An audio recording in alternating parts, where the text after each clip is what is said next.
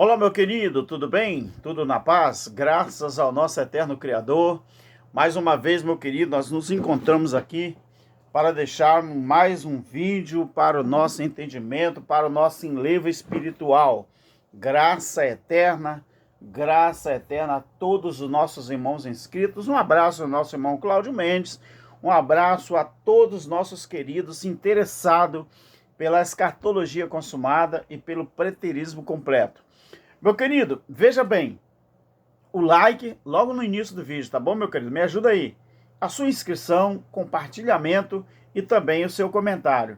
Mas deixa eu andar um pouquinho rápido aqui para o vídeo não ficar muito longo. Meu querido, o que é a plenitude dos tempos que muitos religiosos falam, mas sequer eles conhecem o seu verdadeiro significado? Então, deixa o seu like aí. Logo no início, você que não é inscrito, se inscreve no nosso canal e nós vamos fazer o possível para que você entenda o que nós vamos falar aqui, tá bom, meu querido?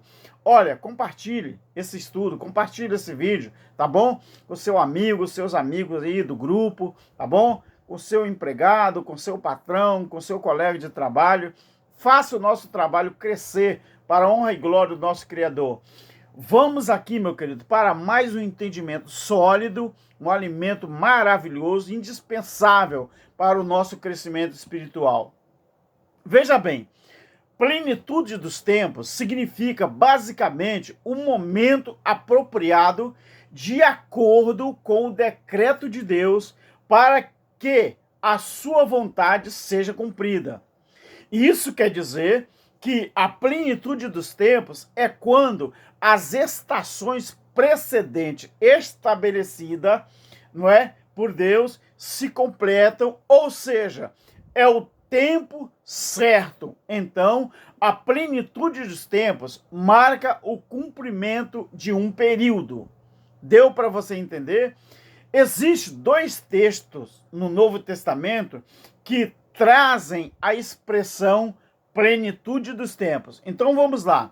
Primeiro, é Gálatas capítulo 4, versículo 3 ao 5, onde diz assim, Gálatas 4, 3 ao 5, onde diz, assim também nós, quando éramos meninos, estávamos reduzidos à servidão debaixo dos rudimentos do mundo. Mas vindo a plenitude dos tempos, Deus enviou seu Filho, nascido de mulher, nascido sob a lei, para resgatar os que estavam debaixo da lei, a fim de receberem a adoção de filhos. Por quê? A adoção de filhos, porque sois filhos de Deus, sois filhos. Deus enviou aos nossos corações o Espírito de seu Filho que clama, Abba, Pai. Aqui está um texto, meu querido, e o outro texto está em Efésios 1, 7 ao 10. Efésios 1, 7 ao 10, onde vai dizer assim, nele temos a redenção pelo seu sangue, a remissão dos nossos pecados, segundo a riqueza da sua graça, que ele derramou profundamente sobre nós, em toda sabedoria e entendimento, e desvendou-nos o mistério da sua vontade, segundo o seu beneplácito que propusera em Cristo, de fazer convergir em Cristo todas as coisas na dispensação da plenitude dos tempos, tanto as que estão nos céus como as que estão na terra. Tá vendo aqui, meus queridos? Isto é maravilhoso e isso é lindo. Deixa eu falar uma coisa para você. No original, a expressão plenitude dos tempos não é idêntica nas duas passagens, mas é semelhante. Presta atenção. Nessas duas passagens, a palavra plenitude, presta atenção, a palavra plenitude que você vê aqui, traduz o quê? O grego pleroma. Pleroma. Então, no sentido original, não é idêntica essas duas passagens, mas é semelhante. Nas duas passagens, a palavra plenitude traduz o grego pleroma. E o que quer dizer pleroma? Que significa aquilo que é preenchido. Então, no sentido de tempo, essa palavra denota o quê? Primeiro, consumação. Segundo, cumprimento. E terceiro, realização. Então, a diferença entre essas duas passagens está no termo traduzido pela palavra tempo. Então, no texto de Gálatas, a palavra tempo traduz o grego cronos, que é usado geralmente para indicar o sentido quantitativo. Quantitativo. E sequencial do tempo. Isto é, o tempo cronológico. Porque cronos, tempo, cronos, que é usado para indicar o sentido quantitativo e na sequência do tempo, isto é, o tempo cronológico. Agora, quando você observa no texto de Efésios, a palavra tempo, ela traduz o termo grego kairos. E o que quer dizer kairos, meu irmão Alberto? Geralmente, esse termo, meu querido, ele é aplicado para indicar o sentido qualitativo, enquanto Gálatas, o sentido é quantitativo. Aqui, no grego de Efésios, o kairos é aplicado para indicar o sentido de qualitativo. Então, do tempo, qualitativo do tempo, isto quer dizer o quê? Enfatizando o momento.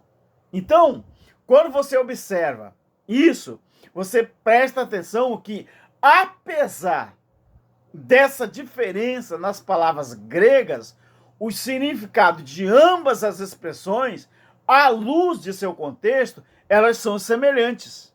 Por quê? O que aconteceu na plenitude dos tempos? Você vai observar agora. Tanto na carta de Gálatas quanto na carta de Efésios, o apóstolo Paulo falou da plenitude dos tempos em conexão com o plano de redenção. Você deve prestar atenção nisso, tanto em Gálatas como em Efésios. Então, no texto de Gálatas, a plenitude dos tempos significou um momento exato, pré-determinado, pelo Criador, em seu plano eterno, no qual Cristo, ele entrou no cenário da história humana. Agora, o Verbo encarnou quando todos os eventos preparatórios foram cumpridos, significando que o longo período de tempo, ou seja, o Cronos, havia chegado ao seu final. Isso, então, queria dizer o quê?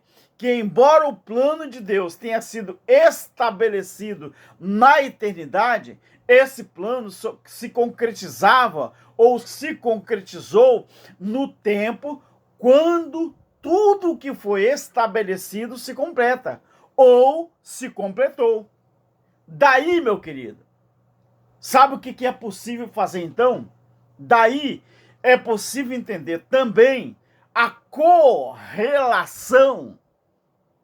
dos textos, tanto de Gálatas como de Efésios. Então você começa a entender por quê. Pois aos crentes de Éfeso, Paulo fala da plenitude, ou falou da plenitude dos tempos, como sendo o momento no tempo em que se concretizava o plano eterno do Pai, segundo o seu beneplácito de fazer converger em Cristo todas as coisas, tanto a que estão na terra, como a que estão no céu. Deu para entender, meu querido? Isso é plenitude dos tempos. Isto foi plenitude dos tempos. Assim é e assim nós, do Evangelho Eterno, nós cremos. Então, para você entender o que foi plenitude dos tempos, você precisa entender tanto o verbo cronos como o pleroma e o kairos, que você pensa que plenitude dos tempos não tem lá as suas conotações, não tem lá, as suas, vamos dizer assim, correlações, está enganado. Tem sim. Tá bom, meu querido? E isto é plenitude do tempo que já aconteceu. Não vai acontecer do jeito que a religião quer. Entendeu? Então, isto é a plenitude dos tempos que muitos religiosos falam, mas sequer eles conhecem o verdadeiro significado. Tá vendo, meu querido? Então, olha, a sua inscrição, o like, o seu compartilhamento e o seu comentário é muito importante. Deu para entender? Graça eterna. Um abraço ao nosso irmão Cláudio Mendes e a todos os nossos inscritos, para a honra e glória do nosso Criador. Estude! Quem estuda sabe. Quem não estuda só ouve, mas não entende. Amém? Graça eterna.